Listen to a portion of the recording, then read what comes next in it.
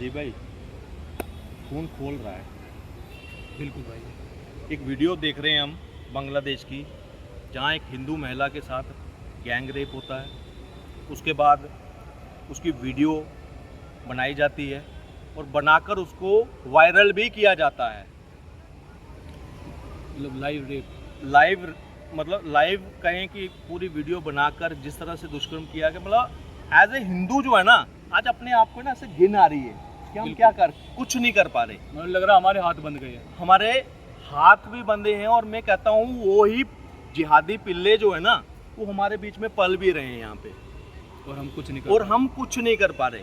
हमारी सरकारें कुछ नहीं कर पा रही, जबकि सामने दुश्मन है, सामने वही मानसिकता हमारे सामने पनप रही है, वही आंखें दिखाती है, वही शाहीन बाग में पूरा रोल निभाती हैं, वही कई दंगों में मुख्य आरोपी रहते हैं।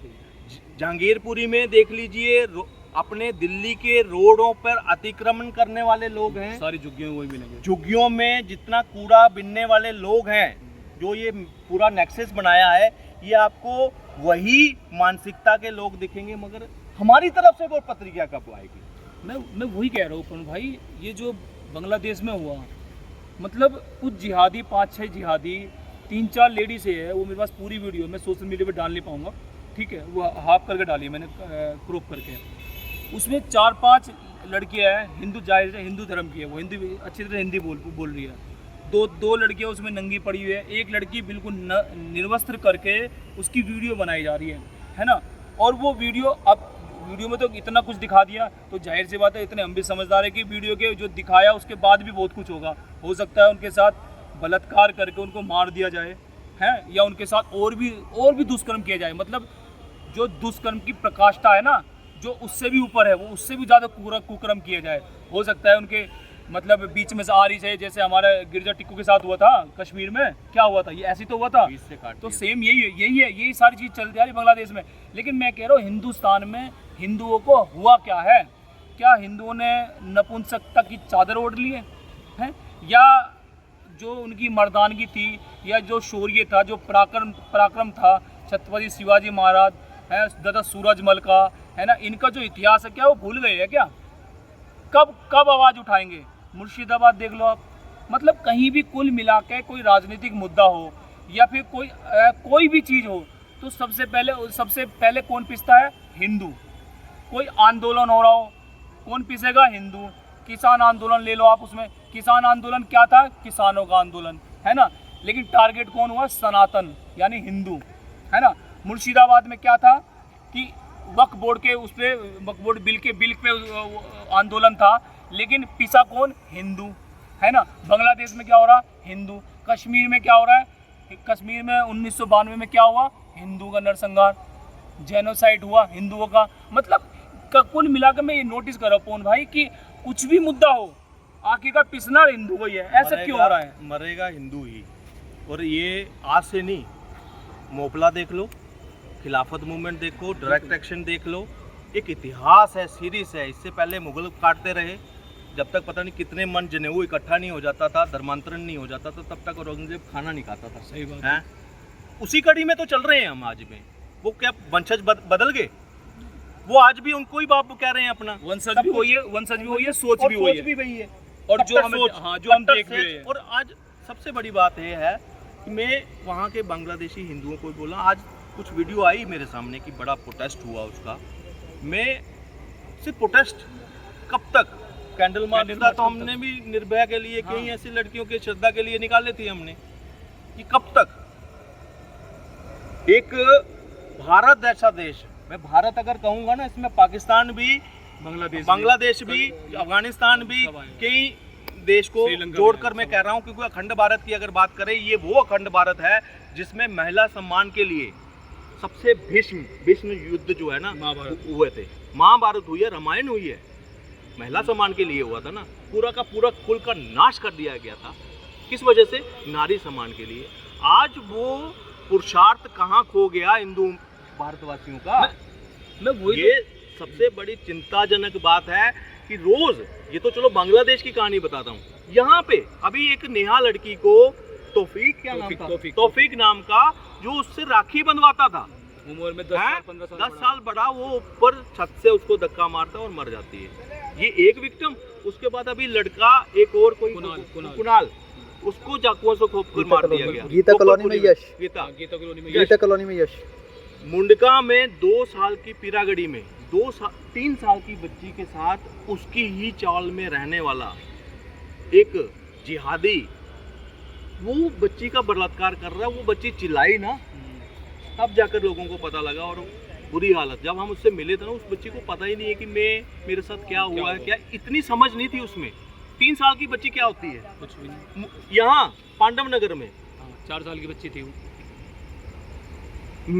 श्रद्धा, साक्षी, ये जो यहाँ एक नेहा और कहीं ऐसे मैं कहता हूँ, मतलब झारखंड में 2 लड़कियों को लड़का उंगलियां कम पड़ जाएगी, गिनती कम पड़ जाएगी। ठीक है, ये हमारे बीच में हो रहा है। और हम यादव, ब्राह्मण, क्षत्रिय, दलित, जाट, गुजर, इनमें बटे हुए हैं। और अभी भी लड़ाई पता क्या कर रहे हैं? हम उस बच्चियों के लिए नहीं सोच रहे। ना ना ना ना, एक जो सिर मुंडवा दिया किसी का, किस वजह से कि छेड़खानी कर रहा था, उसमें हमें जाति दिख रही है, उसकी जाति दिख रही है। एक बलात्कारी की मतलब जो पहली स्टेज होती है ना, छेड़खानी, वो आगे जाकर बलात्कारी करेगा कहीं ना कहीं किसी का। उसके लिए हम आ रहे हैं। फिर हमारा यदुवंशीपन वो सामने आ रहा है, मगर बच्चियों के लिए नहीं आ रहा। ये कमी पता किस चीज की है? सबसे बड़ी मैं इसको कमी बोलूंगा धर्म के ज्ञान की। हाँ, मैं वही बताऊँ ना। आज आप जितना मर्जी कोसिए कि मनुस्मृति खराब है, सब कुछ है, मैं कहता हूँ बेटियां तो सुरक्षित थी। सही बात है। गौ माता तो सुरक्षित थी। वो ज्ञान को धारण करने वाला ब्राह्मण तो सुरक्षित था। बिल्कुल। देश सुरक्षित था। मगर क्या है, जब से उससे दूरी बनवाई गई है ना हमसे षड्यंत्र के तहत, हम अपना समाज में खोते जा रहे हैं। सब कुछ, परिवार खो रहे हैं, रिश्ते खो दिए। और ये सरकारें पीछे आई, इन्होंने अपना अलग से षड्यंत्र चलाया। रिश्ते खत्म हो गए, मासी, बुआ, चाचे, चाची खत्म। एक बच्चा, एक बेटी, एक लड़का, बस इतना ही चाहिए। और वो क्या कर रहे हैं? वो प्रॉपर प्लानिंग के तहत 8-8, 4-4 बीवियां भी पहले कर रहे थे। हर बीवी से 2-2, 4-4, 5-5 बच्चे भी कर रहे हैं। जनसंख्या दर जो है लगातार बढ़ रही है।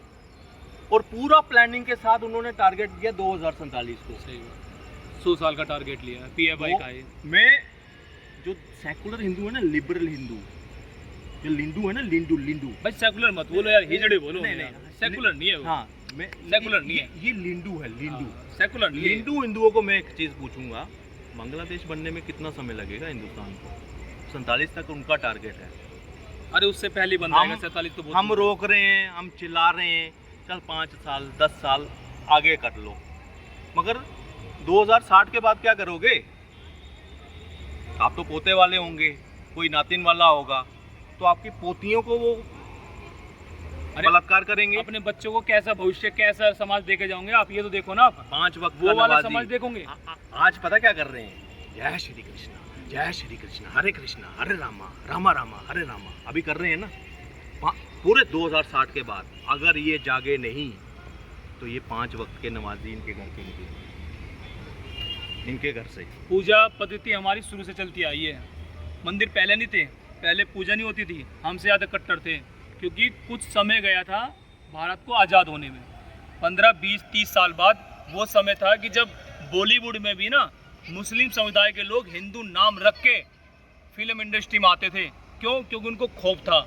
वो कट्टरता कितनी थी, और उससे पहले कट्टरता कितनी थी? सोमनाथ मंदिर में 17 बार आक्रमण किया गया मोहम्मद गोरी गजनवी के, उससे 17 बार आक्रमण हुआ। सोचो, तो धर्म तो उस टाइम भी था, सनातनी उस टाइम भी था, आस्था उस टाइम भी थी। तो क्या उस आस्था से, क्या उस धर्म से हम अपने सनातन को बचा पाए? नहीं बचा पाए हम। तो मैं यही कह रहा हूँ आज के टाइम में कि हमारे चलो भगवान राम मंदिर बन गया, भगवान राम का मंदिर बन गया है ना, काशी में कॉरिडोर बन गया, ठीक है, महाकाल में कॉरिडोर बन गया है ना, अभी मथुरा में कॉरिडोर बनने वाला है। तो आप मंदिर तो बना लोगे, लेकिन आप मुझे एक बात बताओ कि मंदिर बचाने के लिए आपने क्या किया? मंदिर बचाने के लिए आपने कौन सी फौज तैयार कर ली है? जो जिहाद चल रहा है ना, इनका हर तरह से जिहाद चल रहा है। लव जिहाद कोई एक एंगल नहीं है, लव जिहाद, लैंड जिहाद, है ना, और मतलब बहुत सारे जिहाद ऐसे हैं। ये जिहादी कैमरा लेके भी मिल जाएंगे आपको, ये जिहादी वाइट कोट में मिल जाएंगे, सफ़ेद कोट में भी, ये जिहादी काले कोट में भी मिल जाएंगे, वकील। तो इनका जो जिहाद की जो प्रक्रिया है किस तरह से फैली हुई है। एक इसमें टोकूंगा, ऐड करूँगा। अभी आपने एक वीडियो देखा होगा, एक पैलेस्टाइन कहाँ पे था, वो शायद कनाडा का या न्यूजीलैंड की कोई वीडियो है, ऑस्ट्रेलिया या न्यूजीलैंड की वीडियो है। डॉक्टर थे पैलेस्टीन वाले, वो कहते हैं कि अगर हमारे हॉस्पिटल में कोई यहूदी आता है, वो नर्स की वीडियो वायरल थी, वो उससे बात हो रही है कि यहूदी के साथ, वो कहते हैं कि अगर कोई आता है तो हम उसको मतलब पॉइजन दे देते हैं और ख़त्म कर देते हैं। क्या इतनी नफरत है यहूदी काफिरों के साथ? मतलब हम काफिरों में आते हैं, उनके साथ तो है, मगर हमारा भी सेम चीज़। यहाँ पे श्रीलंका में एक डॉक्टर ने कितने ही अपने जिहादीपन को करने के नसबंदी कर दी। कोई जाता था ना वहाँ पे औरत, उसकी नसबंदी कर देते थे। और ये कई ऐसे मतलब मेडिकल क्षेत्र में अगर डॉक्टर बन जाए तब भी जिहाद इनको याद है, जज बन जाए वहाँ पे भी जिहादी, पुलिस ऑफिसर बन जाए वहाँ पे भी किसको आगे रखना है? अपने जिहाद को, अपने लक्ष्य को आगे रखना है। उसके लिए देश के संविधान के साथ भी कंप्रोमाइज कर सकते हैं, देश के कानून के साथ भी कंप्रोमाइज करने के लिए, मतलब कहीं पे भी जाएंगे वहाँ सिर्फ अपना एक एजेंडा है, देश क्या है क्या नहीं है। एक छोटी सी एग्जांपल दूंगा, मगर भैया मैं एक बीच में आपको बात टोकूंगा, माफ़ करना, मगर ये तो भाईचारे की मिसाल देते हैं। आपने देखा नहीं कि ईरान के लिए कैसे ज़मीनी स्तर पे काम कर रहे हैं? उसी पे आ रहा था। एक छोटी सी मिसाल ये थी इसमें कि अभी ऑपरेशन सिंदूर हुआ है, आज पाकिस्तान जो ना भूखा नंगा देश है, क्या है? भूखा नंगा देश है, इसलिए अब इनको पाकिस्तान राज नहीं आ रहा, अब पाकिस्तान इनके लिए बुरा है। मगर 2014 से पहले पाकिस्तान का पाकिस्तान क्या इस्लाम में पाक है, और उसको ये अपना बाप समझते थे, और यहीं से कई लड़कियों ने शादी वहाँ की है। अभी खुला ना सिलेंडर, 26/11 हुआ, पुलवामा हुआ, उड़ी हुआ, और कई ऐसे बड़े अक्षरधाम मंदिर के ऊपर समझौता ब्लास्ट, मुंबई बम ब्लास्ट, कई ऐसे ब्लास्ट होने के बाद भी हमारे देश की एक समाज की बेटियों को पाकिस्तान के लड़कों से प्यार आता है? तो मुझे बताओ, जिनको पाकिस्तानियों से प्रेम होता है, जब उनकी कोख से बच्चा निकलेगा वो देशभक्त निकलेगा? बिल्कुल नहीं।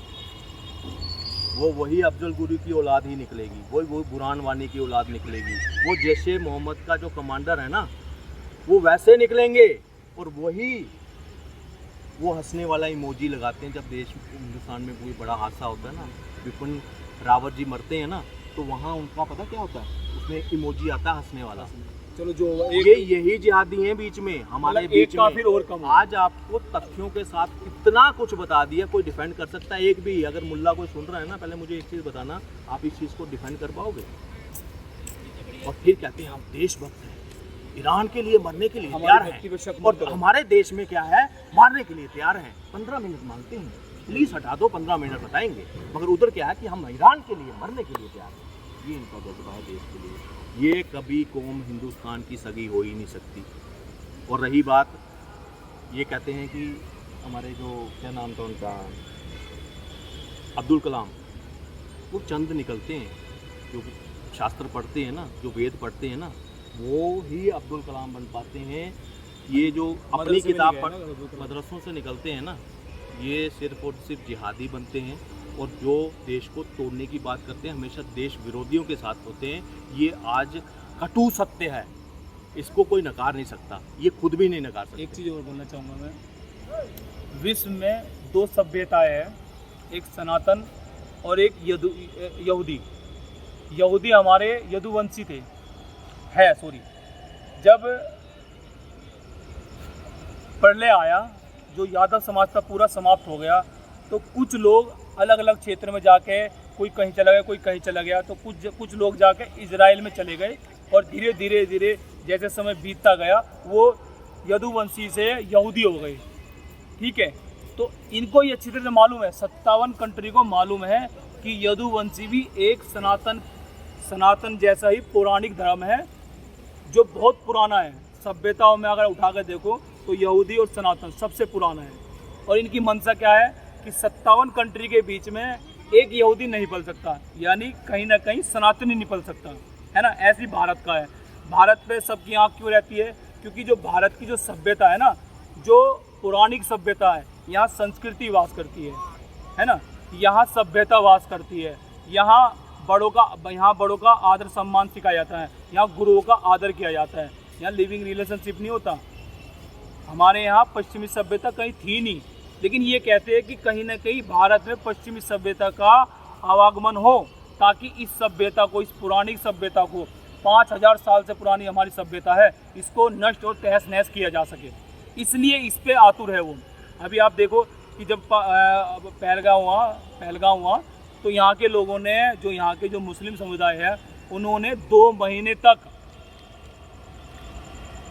इजराइल का झंडा जलाया, है ना।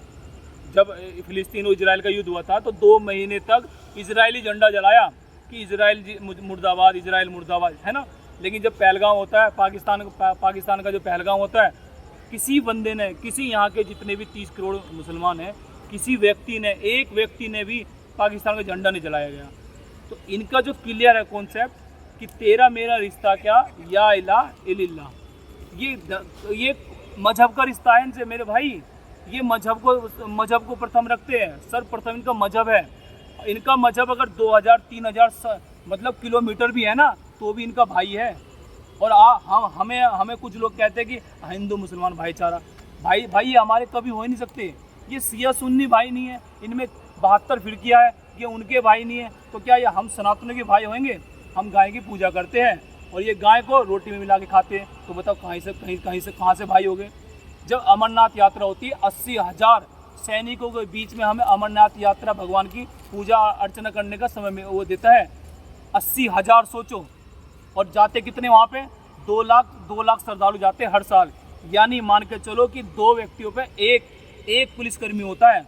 लेकिन जब वहीं अजमेर शरीफ की जो यात्रा होती है, 5 लाख अजमेर शरीफ पे जाते हैं, लेकिन वहाँ मात्र बताओ पत्रकार महोदय कितने पुलिसकर्मी होते हैं, कितने सेनावृत्ति के लोग होते हैं वहाँ पे? मुश्किल 200-300।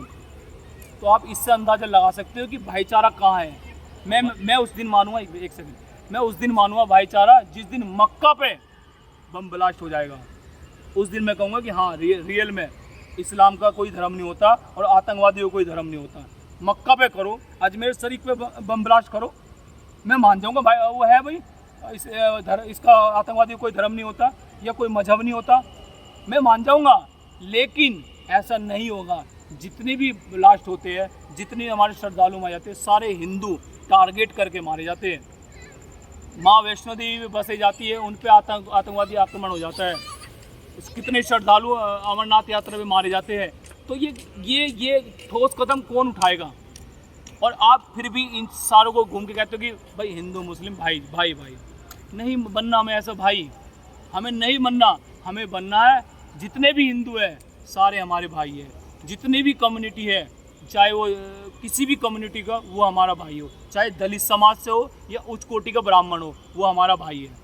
अगर ये आपने मन में ये सोच अगर आप हर प्रत्येक सनातनी रखेगा, तो मैं उसी दिन अखंड भारत की नींव तैयार होनी स्टार्ट हो जाएगी। जो सपना हमारे जो कुछ क्रांतिकारी देखते हुए चले गए, हमारे बड़े बड़े साधु महात्मा संत देखते हुए चले गए, वो सपना ऐसे पूरा हो जाएगा और उस दिन इसकी नींव रखी जाएगी। और एक चीज़ और, लास्ट में जहाँ से शुरू किया था ना, एक और एग्जाम्पल, वहाँ हिंदुओं का जो वीडियो का था, हम चिल्ला रहे हैं, हम रो रहे हैं। इससे पहले हिंदुओं पे जो भी अटैक हुआ, क्या एक भी रैली निकली किसी मुस्लिम समाज की? कोई जंतर मंतर में कोई प्रोटेस्ट निकला कि हिंदुओं को प्रोटेक्ट कर किया जाए? कोई एक फतवा ऐसा दिखाओ किसी मुल्ला मौलवी का जिसने कहा हो कि बांग्लादेशी में हो रहे अत्याचार को रोका जाए? कोई एक सऊदी से कोई इमाम का कोई आया हो कि जो बांग्लादेशी है, जो हिंदू पे अटैक कर रहे हैं, उनका हम वहाँ पे हज बैन करेंगे? एक फतवा दिखा दो। नहीं, यहाँ क्या है, ये वहाँ अल तकिया शुरू कर देते हैं। जहाँ बात काफिर की मरने की आएगी वहाँ चुप रह जाओ, बोलो मत। जहाँ कहीं अपना भाई अगर 10,000 किलोमीटर की दूरी पे भी अगर कोई होगा ना मुसलमान, उस पर अगर कोई आँच आएगी तो यहाँ चिल्लाना शुरू करेंगे। यहाँ हर घर से रसूलुल्लाह की आवाज़ निकल जाएगी, यहाँ हर घर से अफजल निकलेगा, उसकी आवाज़ आ जाएगी। मगर कोई हिंदू, कोई यहूदी, अभी तक यहूदियों की जो बेटियां हैं, जो उस वक्त उनको किडनैप कर गाज़ा में ले लिया गया था, उसको छोड़ा नहीं था, नंगा कर उनको दुआया था। क्या उसके लिए कोई सहानुभूति? या अभी ईरान के लिए यहाँ पे अभी बड़ा प्रोटेस्ट निकले थे, बड़ी मूलियाँ निकली थी पहनकर, हैं बुर्का डालकर, जियानी की ब्रीड हैं, तब इनके लिए उनके लिए कोई सहानुभूति नहीं, तब उनके लिए कोई मानवता नहीं है। इसीलिए मैं कहता हूँ इस फेक भाईचारा के चक्कर में बंद करिए।